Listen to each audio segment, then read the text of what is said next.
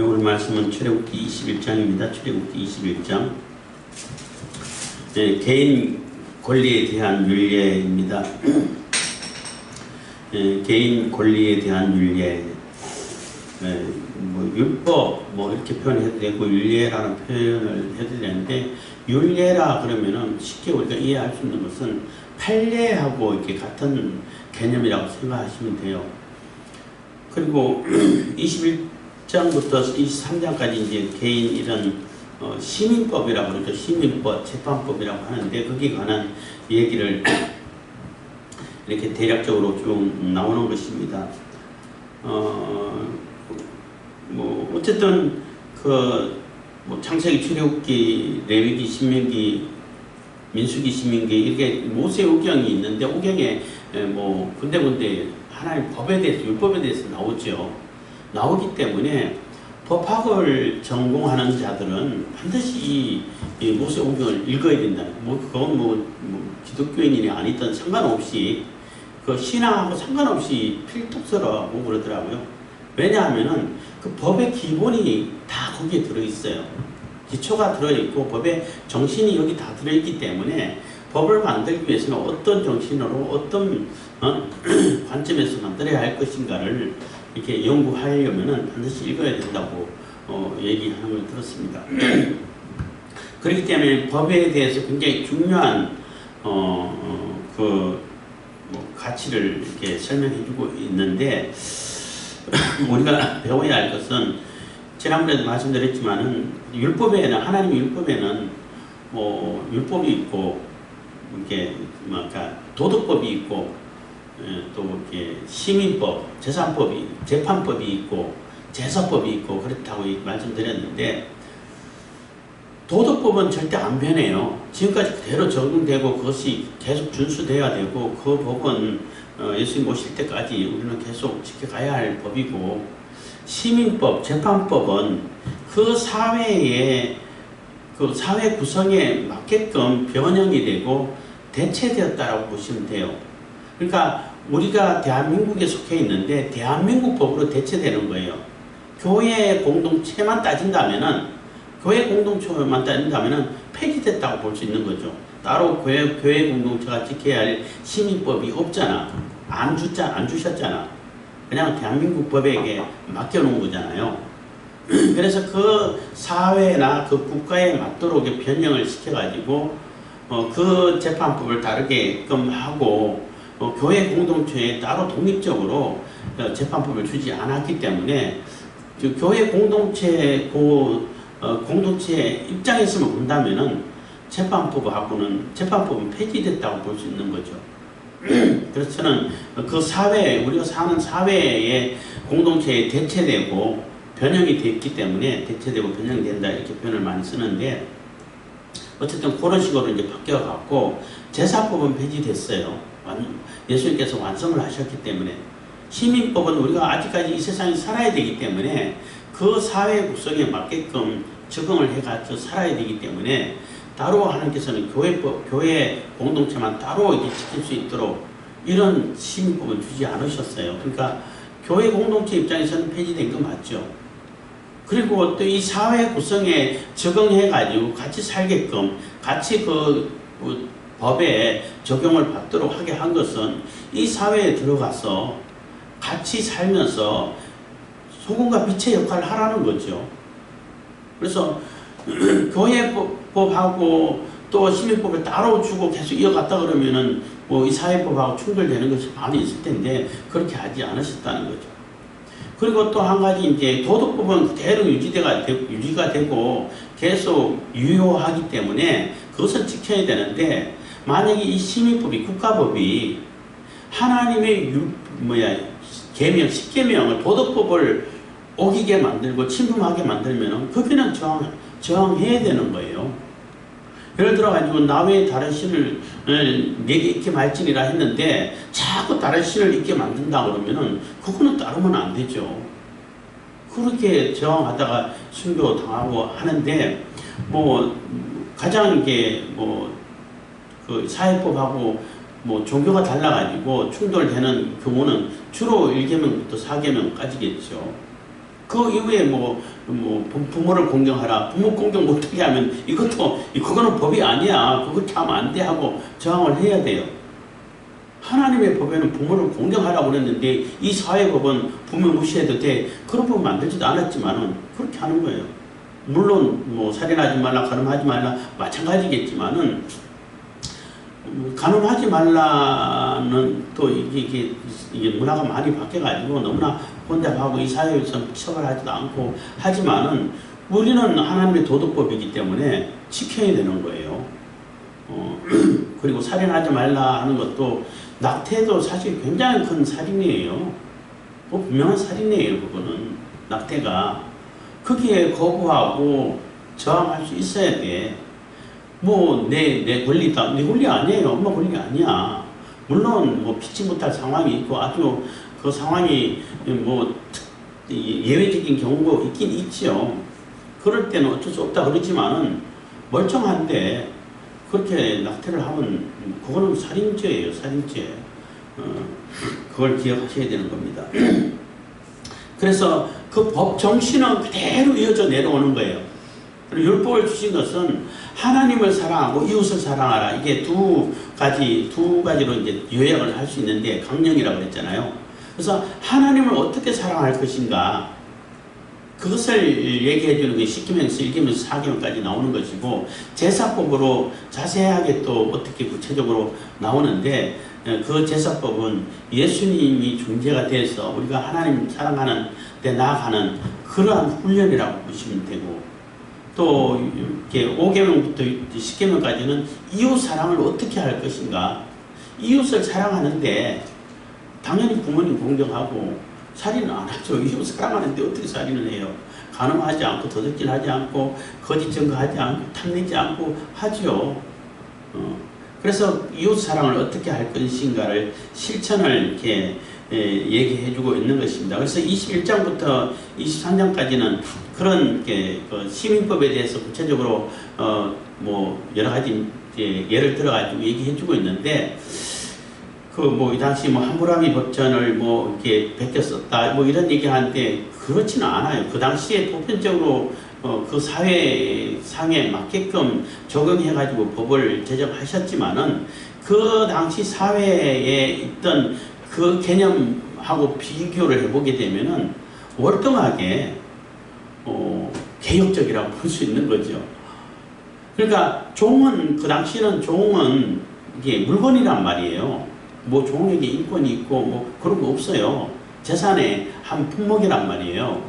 그런데 여기서는 그 종의 그 권리까지 보장을 해주고 어느 정도 인권을 인정을 해주고 보장을 해주고 그렇다고 해가지고 종의 권리만 보장해주고 주인의 그 재산권을 보호 안 하냐? 재산권도 보호를 해주고 있어요. 재산권 보호도 해주고 거기에 따라 종의 권리도 인정을 해주고 그래서 그 당시로서는 굉장히 파격적인 그러한 법이라고 우리가 볼 수 있는 겁니다. 그리고 요즘은 물론 또 안 맞는 우리 사회, 현대 사회에서 안 맞는 것도 물론 있겠지만은 그거는 현대 사회에 이렇게 맞춰가서 이게 변형돼 가는 것이 재판법이라고 말할 수 있는 거죠.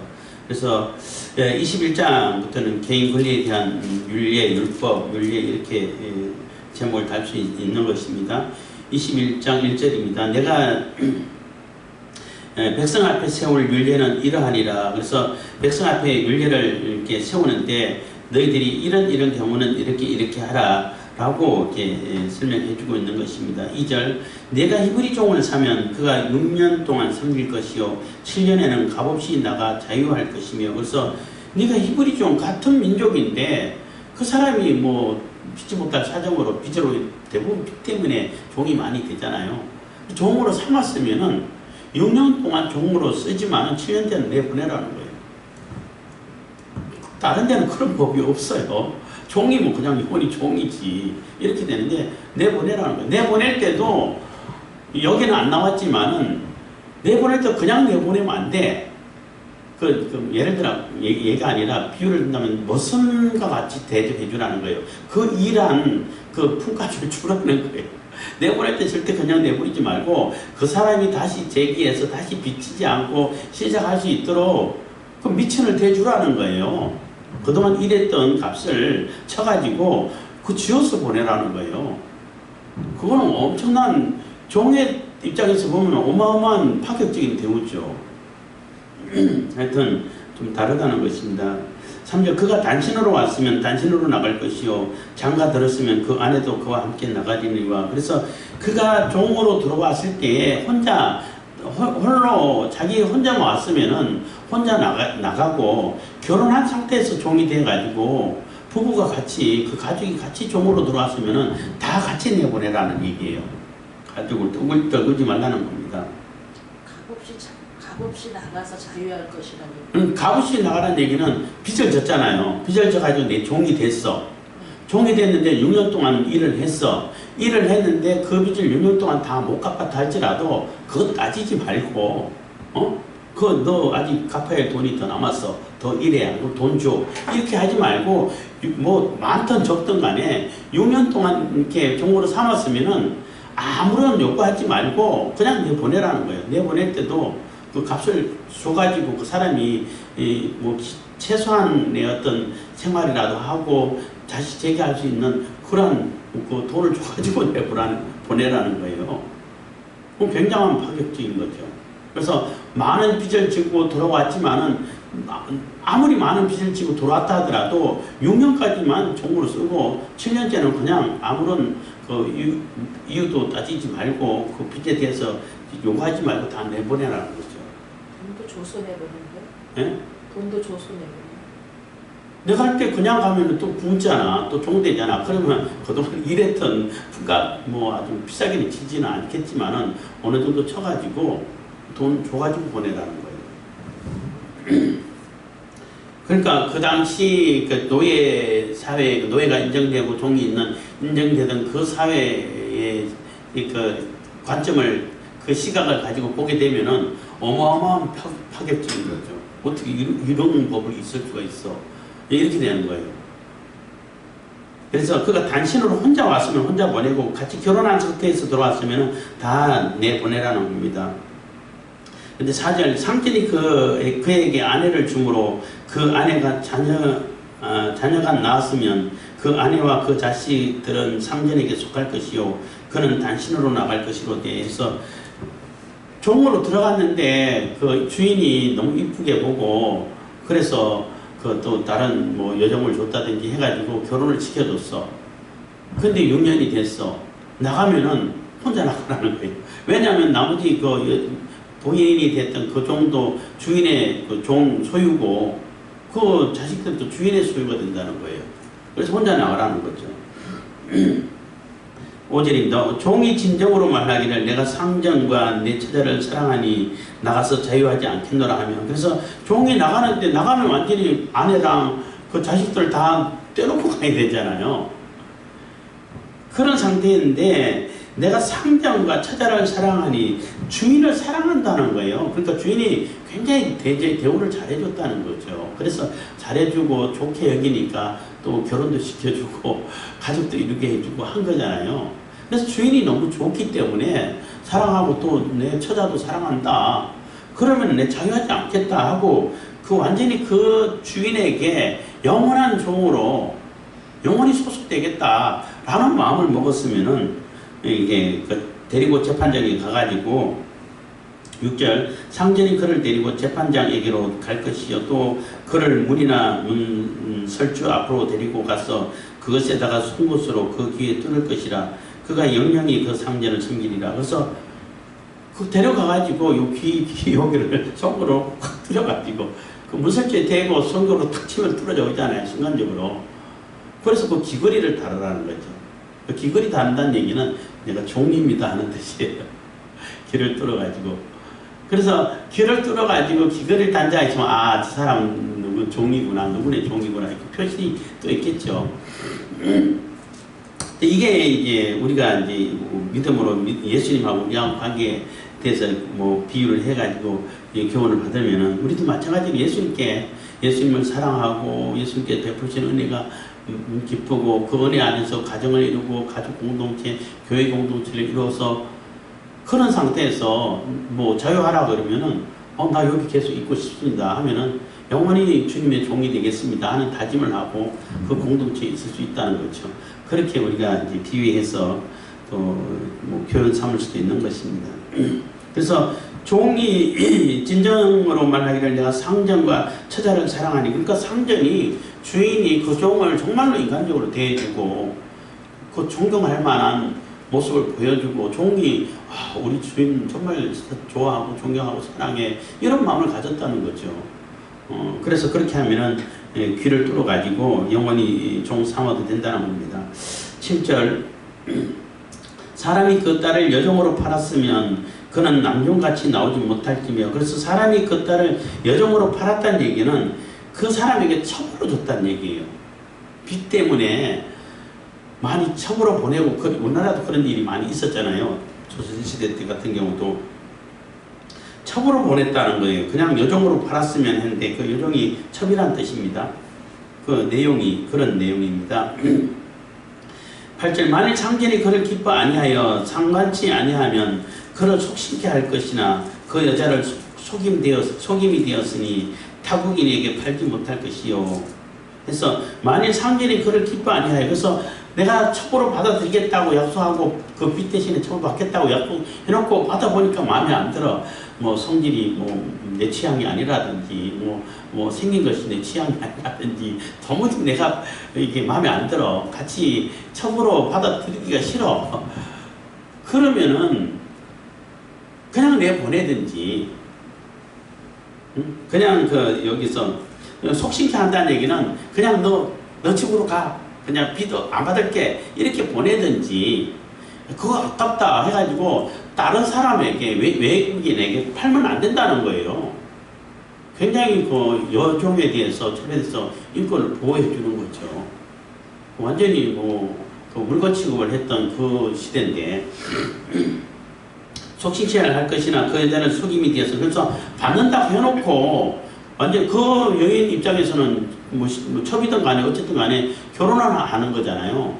결혼하는 것인데 결혼하는 줄 알고 거기서 결혼 생활을 할 줄 알았는데 안 받아준다니까 속임이 되는 거죠. 그러니까 타국인에게 팔지 말라는 거예요. 못한다는 거죠. 그죠? 만일 그를 자기 아들에게 주기로 하였으면 그를 딸같이 대접할 것이죠. 그래서 내 취향에는 안 맞는데 아들한테는 잘 맞을 것 같고 아들도 좋아해. 그럼 아들에게 첩으로 주라는 얘기예요. 내가 이게 받아들이기 거북스러우면은. 그런데 그렇게 주게 되면은 종으로 여기지 말고 딸처럼 여기라는 얘기예요. 네 자식이야, 네 며느리야, 이렇게 받아들이라는 겁니다. 그 당시의 이 관점을 가지고는 이게 굉장한 파격적인 거죠.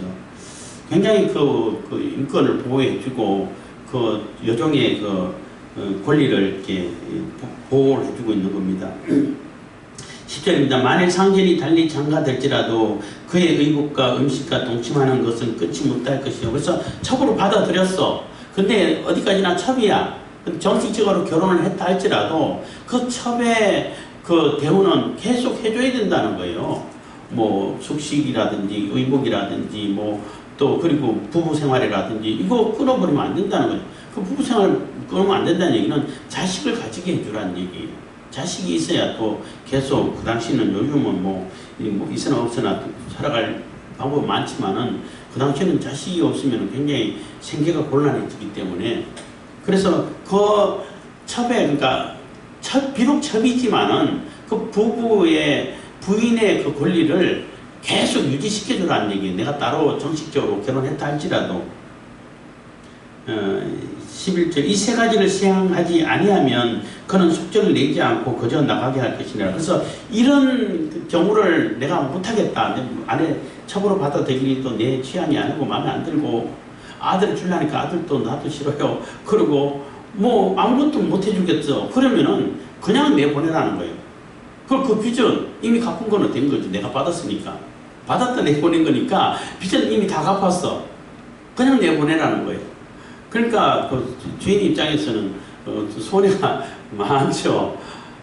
그렇지만은 그렇게 권리를 보호해주고 여성을 굉장히 보호해주는 겁니다. 이 당시에는 여성은 인권 자체도 없고 숫자에도 들어가지도 않고 이렇게 하던 시대잖아요. 그런데 이렇게 아주 파격적으로 보호해주고 있는 것입니다. 사람을 쳐 죽인 자는 반드시 죽일 것이나 13절 만일 사람이 계획함이 아니라 나 하나님이 사람을 그 손에 붙임이면 내가 위하여 한 곳을 정하리니 그 사람이 그리로 도망할 것이며 그래서 만일 사람이 계획함이 없이 그러니까 12절에서 사람을 쳐 죽인 자는 계획적인 죽이고자 하는 의지를 가지고 죽인 자 그런 자들은 반드시 죽여야 되고 사형이고 과실치사 같은 것이 있잖아요. 나는 죽일 의도가 없었는데 일하다가 실수를 해가지고 죽였어. 그러면은 그 사람은 한 곳을 정하는 그러니까 도피성이라고 정해놨잖아요. 과단댁에 들어가서 저 성마다 도피성을 정해가지고 그 성에 들어가면은 그 사람을 죽이면 안 돼. 살 수가 있어요. 근데 그 도피성에 들어가가지고 나오면 안 돼. 나오면 보복을 당할 수 있어요. 그래서 절대 못 나가고 그 도피성 안에서 그 해 대제사장이 죽을 때까지 대제사장이 죽게 되면 이미 이제 징집살이를 다 한 거예요. 쉽게 말하면은. 그래서 자기가 살던 곳에 돌아갈 수 있어요. 어쨌든 그렇게 해가지고 과실치사한 사람에게 있어서 그 사람이 죽일 의도가 없었기 때문에 뭐 완전 사형시킬 필요는 없다는 거죠. 그렇지만은 벌원받아야 되니까 정한 곳에 도망가서 도피성에 살아라는 것입니다. 14절 사람이 그 이웃을 짐짓 못살하였으면 너는 그를 내 단에서라도 잡아내려 죽일지니라. 그래서 정말로 계획적인 범이고 죽일 의도로 그래가지고 죽였다면은 하나님이 재단 뿔을 잡으면 용서해 준다고 했잖아요. 그랬다 할지라도 걔가 계획적으로 죽일 의도를 가지고 죽였으면은 그거 상관없이 데리고 와서 사형시키라는 거예요. 그래서 내가 죽일 의도가 있었냐 없었냐를 굉장히 중요하게 보고 있는 거예요. 여기서는 자기 아비나 어미를 치는 자는 반드시 죽일지니라. 이것도 뭐 굉장히 엄격하게 적용을 하는 것이고 자기 어미나 아비를 친다는 얘기는 하나님의 권위를 무시한다는 얘기가 되기 때문에 하나님께서는 엄격하게 적용시키는 겁니다. 16절 사람을 후린 자가 그 사람을 팔았든지 자기 수하에 두었든지 그를 반드시 죽일지니라. 그래서 사람을 후린 자는 요즘 말 하면 유괴범을 얘기하는 거예요. 자기가 일꾼을 삼기 위해서 사람을 인신매매하기 위해 가지고 잡아간 사람들은 죽이라는 거예요. 그거는 사람은 다 하나님의 형상으로 지원받은 자인데 똑같은 인권이 있고 같은 하나님께서 귀히 여기시는 그러한 존재인데 자기 물건인 것처럼 이렇게 유괴해가지고 잡아가지고 지 마음대로 판다든지 아니면 염전노예 시키더라도 시키는 것처럼 자기 수하에 두가지고 그냥 뭐 개사를 주면서 막 부리고 그런 자 죽이라는 얘기예요. 그거는 인권을 모욕하고 하나님의 형상을 말살한 자들이기 때문에 죽이라는 겁니다. 근데 이 시민법은 이 사회법은 우리 나라에 변형되고 대체됐기 때문에 변형이 됐기 때문에 거기에 대한 형벌은 재판법이 있고 형법이 있으니까 그 법에 따라 처리를 하죠. 요즘 뭐 사형시키지는 않습니다만 뭐 심하면 사형시킬 수도 있고 어쨌든 그렇게 따르면 되는 것입니다. 그래서 이 하나님의 법에서는 이 율례 시민법에서는 그런 자들 다 죽이라는 겁니다. 17절 그 아비나 어미를 저주하는 자는 반드시 죽일지니라. 그래서 이것도 자기 아비나 어미를 치는 자하고 같이 말로 저주만 해도 저주하는 것도 친자하고 똑같이 처벌하라는 거죠.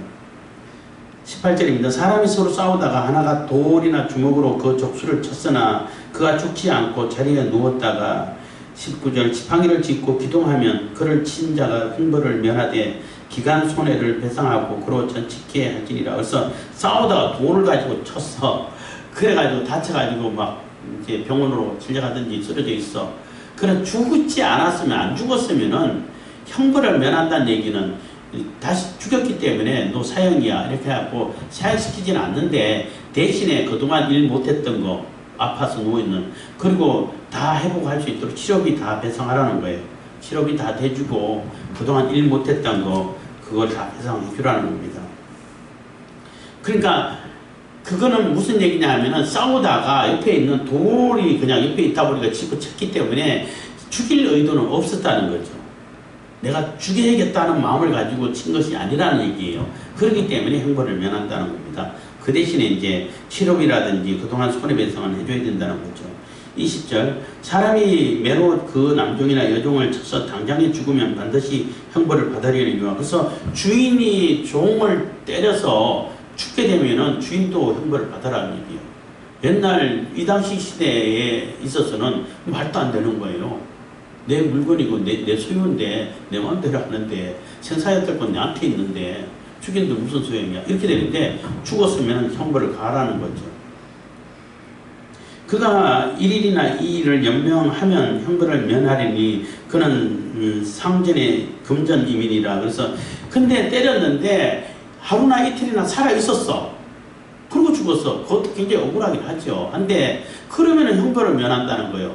너무한 거 아니냐 한데 그게 무슨 뜻이냐 하면은 이 주인이 종이나 남종이나 여종을 죽일 의도는 없었다는 거예요. 때리긴 때렸는데 말 안 들어서 때렸는데 그때는 죽일 의도를 가지고 때린 건 아니라는 거죠. 살아있었기 때문에. 바로 죽었다는 얘기는 죽일 의도를 가지고 때렸기 때문에 그 주인을 형벌을 하라는 거예요. 굉장한 법이죠. 근데 하루 이틀이라도 살아있었으면은 죽일 의도로 때리지는 않았는데 좀 심하게 맞아서 약해가지고 죽었다는 거죠. 그러면 형벌을 면한다는 거죠. 그리고 이제 자기 재산이기 때문에 재산이 손해본 것이기 때문에 그 손해본 것으로 끝내라는 것입니다. 22절 사람이 서로 싸우다가 아이벤 여인을 다쳐 낙태케 하였으나 다른 해가 없으면 그 남편의 청구대로 반드시 벌금을 내되 재판장의 판결을 쫓아낼 것이니라. 그래서 사람이 싸우다가 아이벤 여인을 다쳐가지고 낙태케 했으면은 그 남편이 청구를 할 수 있다는 겁니다. 청구를 하는데 뭐 무턱대고 그냥 그 무한정으로 청구할 수 있는 건 아니라는 거죠. 재판장이 가가지고 재판장이 그거는 얼마 벌금 얼마 이렇게 대주면은 그만큼만 청구할 수 있다는 겁니다. 그래도 균형을 잡아주는 그러한 재판장이 필요한 거죠. 23절 그러나 다른 해가 있으면 갑대 생명은 생명으로. 그래서 낙태되는 것뿐만 아니라 그 산모가 굉장히 크게 다쳤다 그러면 다친 것은 다친 것으로 생명은 생명으로. 죽었으면 너 죽였지 너도 죽어 이렇게 되는 거죠. 눈은 눈으로 눈 다치겠지 너 눈도 하나 이렇게 되는 거예요. 이는 이로 손은 손으로 발은 발로 대한 것으로 상하게 한 것은 상함으로 때린 것은 때림으로 갚을지니라. 그래서 처음에 이 얘기를 들을 때는 동해보복이라고 그러죠. 똑같이 보복을 하라는 거죠. 눈은 눈으로 이는 이로 할 때는 굉장히 잔인하게 들리는 것처럼 보이지만은 그 당시 사회상이지만은 그게 굉장히 이렇게 절제시키는 거예요. 내가 해를 입어서 한 눈을 다쳤어. 그러면 보복할 때 그 한 눈만 빼고 싶어요? 두 눈 다 빼버리지. 그러니까 그 이상 내가 해 입은 이상의 보복은 하지 말라는 거예요. 절제해주고 정액이 그 한계를 정해주는 거예요. 그래서 더 이상 부당한 보복을 해가지고 계속 그 보복이 악순환되지 않도록 하라는 것입니다. 그래서 정해진 정도만 같은 수준의 보복을 할 수 있게끔 해줘야 때린 사람도 눈을 다치게 하면 내 눈도 다치겠구나 해가지고 조심할 수 있다는 거죠. 이건 눈은 눈으로 이는 이로 손은 손으로 이 얘기는 그 당시에는 중국이나 그쪽에 그 중동이나 아니면 유럽이나 그 대부분의 법이 있는 체제에서는 다 비슷하게 나오는 얘기예요. 그렇기 때문에 거기서 베꼈다 그럴 필요는 없다는 것입니다. 보편적으로 이제 이해가 되던 그러한 법이라고 말할 수 있는 거죠. 26절입니다. 그 사람이 그 남종의 한 눈이나 여종의 한 눈을 쳐서 상하게 하면 그 눈 대신에 그를 놓을 것이며. 그래서 어떻게 하다가 눈을 상하게 했어. 그러면은 그 종을 자유로 풀어주라는 얘기예요. 더 이상 네 종이 아니야. 나는 그냥 내 눈을 다쳤기 때문에 주인의 눈도 하나 뽑겠습니다. 이건 안 되는 거죠. 왜냐하면은 그 신분의 차이가 나니까. 주인하고 똑같은 보통 뭐 일반 사람하고 그러니까 그 종이 아닌 신분을 가진 사람은 똑같이 그 신분의 대접을 받을 수 있겠지만은 종과 주인이에요. 종과 주인이기 때문에 그 당시 대부분의 사회에서는 주인은 종에게 뭘 해도 상관없어요. 자기 마음이지. 처벌하고 그러지 않아. 근데 이 하나님의 법에서는 네 그렇게 상하게 했으니까 그거 대신에 자유로 지켜줘. 내보내줘. 물론 내보내도 그냥 내보내면 안 되고 그들이 먹을 수 있는 거, 쓸 수 있는 거 주어서 내보내게 되는 거예요. 27절도 마찬가지입니다. 그 남종의 한 이나 여종의 한 이를 쳐서 받들이면 이가 하나 상하게 돼서 이가 상한다는 얘기는 다른 신체 부위에 비해서는 굉장히 약하다고 볼 수 있잖아요. 굉장히 작은 피해라고 볼 수 있어요. 물론 이 하나도 굉장히 중요하긴 합니다만은 다른 뭐 눈이라든지 뭐 팔 하나 잘라준다든지 이런 것보다는 훨씬 적은 피해인데도 불구하고 그것 때문에라도 내보내라는 거죠.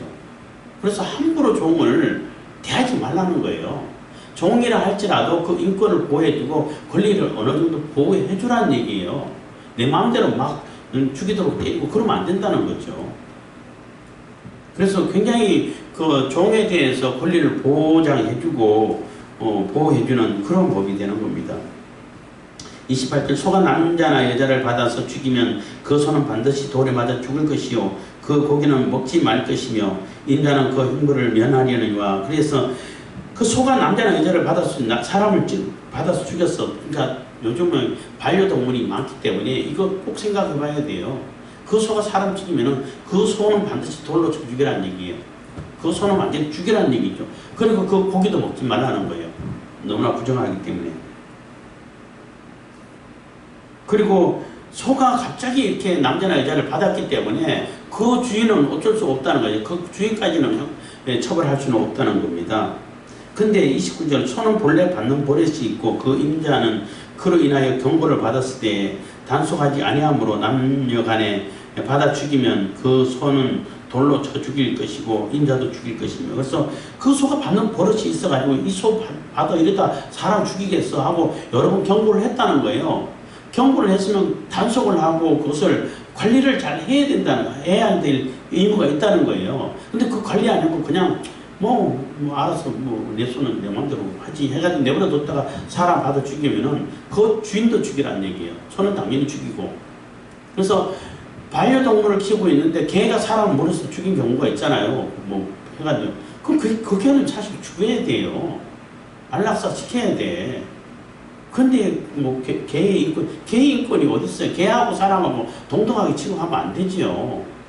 동물권이 물론 있지. 그렇다고 잔인하게 하라는 얘기가 아니고 그 사람을 해치는 개잖아요. 사람을 해치는 동물이라고. 그러면은 그거는 처벌을 해야 되는 거예요. 제거를 해야 되는 거예요. 우리 가족이나 똑같다. 그렇지 않아요. 그래서 관리를 그만큼 잘해야 되고 우리 개는 안 물어요. 했는데 다 물어. 그 주인이 책임을 져야 된다는 거예요. 그래서 그 개는 또 완전히 죽어야 된다는 거죠. 만일 그에게 속죄금을 명하면 물론 그 명한 것을 생명의 속으로 낼 것이. 그래서 인자 죽여야 되는데 내가 돈으로 물어주겠다. 피해 받은 사람들도 그러면 내가 그것을 보상을 받고 합의를 보는 거죠. 그렇게 하면은 그 돈으로 물어줄 수는 있다는 거예요. 그러면은 그 주인은 죽는 것까지는 면할 수 있다는 거죠. 대신 우리 소가 받아 죽였는데 배상하겠다 해가지고 얼마 정해주면은 그것을 배상하게 되면은 생명의 속으로 받을 수 있다는 겁니다. 31절 아들을 받든지 딸을 받든지 이 율례대로 그 임자에게 행할 것이며. 그래서 아들이라 할지라도 그러니까 아들, 딸이라는 얘기는 아이를 얘기하는 거예요. 어린이. 그 당시 어린이도 별로 가치 없는 존재로 여겼어요. 여성도 마찬가지고 종도 물론이고 아이들도 별로 아이들은 그 영혼이 없고 영혼 반밖에 없고 이런 식으로 막 얘기하던 시대인데 별로 가치 없다라고 사람들 사이에 요즘은 아이가 더 가치 있죠. 저출산 고령 사회다 보니까 아이가 훨씬 가치가 있는데 그 당시는 그렇게 생각했다는 거죠. 그랬지만은 아이를 받아주겠다 하더라도 어른 받아주는 거하고 똑같이 대해주라는 얘기, 똑같이 처벌하라는 거예요.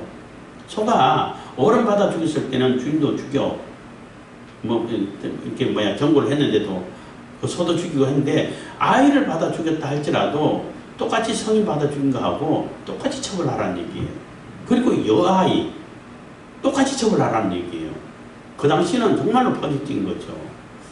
그래서 똑같이 처벌하라는 겁니다. 소가 만일 남종인의 애종을 받으면 소임자가 은 30세계를 그 상견에게 줄 것이요 소는 돌에 맞아 죽일지니라. 그래서 소가 남종이나 애종을 받아 죽였어. 그러면은 종이기 때문에 그 주인의 그 소유물이단 말이에요. 종은. 그렇지만은 소가 종을 받아 죽였기 때문에 그것을 그 배상을 하고 그 은30 종을 살 때 보편적인 그 값인데 물어주고 그 소는 또 반드시 죽이라는 얘기예요. 종을 받아 죽였더라도 사람을 죽인 소이기 때문에 소는 반드시 죽이라는 얘기인 겁니다. 돌에 맞아 죽일지니라 했습니다. 그래서 그런 소는 부정하기 때문에 손을 대면 안 돼. 손 안 돼서 돌이나 화살 같은 거 쏴가지고 죽이라는 얘기가 되는 겁니다. 33절 사람이 구덩이를 열어 두거나 구덩이를 파고 덮지 아니함으로 소나 나귀가 거기 빠지면 그래서 구덩이 그 지역은 물이 많이 필요하고 물게 저장소가 필요하기 때문에 구덩이를 많이 파놔요. 그리고 우물도 있고. 근데 그걸 뚜껑을 반드시 덮으라는 얘기예요. 뚜껑 안 덮어가지고 소나 낙이 빠져서 거기 죽게 되면은 그 소를 물어주라는 얘기죠. 그래서 34절 그 구덩이의 주인이 잘 조차하여 주인의 임자에게 돈을 줄 것이요 죽은 것은 그의 처지가 될 것이냐. 그래서 그 짐승의 값을 내가 사고 팔 때 그 값대로 다 물어주고 대신에 그 소는 내가 산 것이 되기 때문에 그 구덩이의 임자가 가진다는 겁니다. 그러니까 죽은 소를 산 소 값으로 사가지고 사라는 얘기가 되는 거죠. 그걸 주의를 하지 않았기 때문에. 35절입니다. 이 사람의 소가 저 사람의 소를 받아 죽이면 산 소를 팔아 그 값을 반분하고 죽은 것도 반분하려는. 그래서 소하고 서로 싸움 나가지고 받아 죽였어. 그러면 그걸 처리할 때 산 소도 팔고 죽은 소도 같이 팔아라는 얘기야. 그래서 값을 반분하라는 얘기죠. 그래야 공정하다는 거죠. 그래서 우리 소가 이겼고 저 소가 죽었어. 그렇기 때문에 내가 더 많이 물어야 돼. 이게 아니고 어차피 둘이 싸웠으니까 어떻게 처리할 수 없잖아요. 그러니까 산 소도 팔고 죽은 소도 팔아가지고 값을 50% 나누라는 거지. 반반 나누라는 겁니다. 36절 그 소가 본래 받는 버릇이 있는 줄을 알고도 그 임자가 단속하지 아니하였으면 그 소는 소로 갚을 것이요 죽은 것은 그의 차지가 될지니라. 그래서 이 소가 받는 버릇이 있어. 아무 소나 막 받아. 사람을 받으면은 소도 죽이고 주인도 죽이라는 얘기를 했잖아요. 근데 소끼리 죽었으면은 그러면 산소는 그러니까 다른 그 소를 받든지 아니면 다른 살아있는 소를 그 주인에게 물어주고 죽은 거는 내가 가지라는 얘기예요. 우리 소가 저 집 소를 받아서 죽였어.